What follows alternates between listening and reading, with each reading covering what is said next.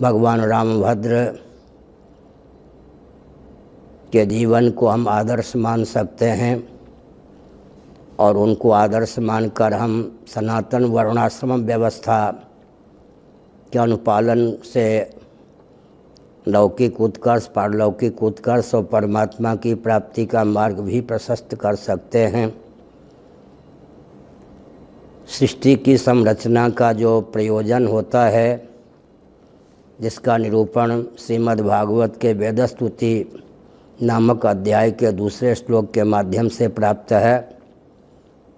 बुद्धिन्द्रिय मनः प्राणान जनानाम असजत प्रभु मात्रार्थम च भवार्थम च आत्मने कल्पनाय च, उस प्रयोजन की द्रुत सिद्धि की भावना से ही भगवान का अवतार होता है, यह समझने की आवश्यकता है।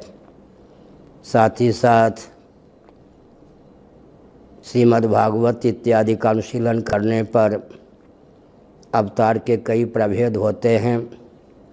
कारणोपाधिक परमात्मा ही कभी कभी श्री रामभद्र के रूप में अवतीर्ण होते हैं, लेकिन कारणातीत परमात्मा कारणोपाधिक परमात्मा सिद्ध होते हैं।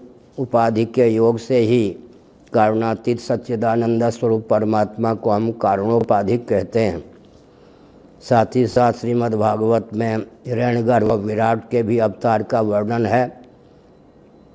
कभी कभी हिरण्यगर्भ भी, कभी कभी विराट भी श्री रामभद्र के रूप में अवतीर्ण होता है, लेकिन यहाँ भी यह तथ्य ध्यान देने की आवश्यकता है कि कारुणातीत परब्रह्म और कारणोपाधिक चित धातु की विद्यमानता के बिना हिरण्यगर्भ या विराट के अस्तित्व की सिद्धि नहीं हो सकती। अतः भगवान रामभद्र परात्पर पुरुषोत्तम ही हैं और रामतापनी उपनिषद आदि का अनुशीलन करने पर मांडुक्य उपनिषद के अनुसार जो एक तुरीय तत्व, जिसको ब्रह्म तत्व कहते हैं, कूटस्थ तत्व कहते हैं, प्रत्यगात्मा का जो वास्तव स्वरूप है, और वही कारणोपाधिक होने पर प्राज्ञ सर्वेश्वर कहा जाता है, वही सूक्ष्मोपाधिक होने पर हिरण्यगर्भ कहा जाता है, स्थूलोपाधिक होने पर विश्व विराट कहा जाता है।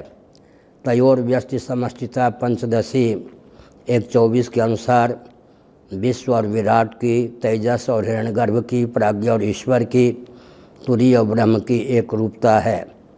ऐसी स्थिति में समझना चाहिए कि अंशों के सहित भगवान श्री रामभद्र का प्रादुर्भाव हुआ। भगवान रामभद्र तुरीय कल्प ही सिद्ध हैं।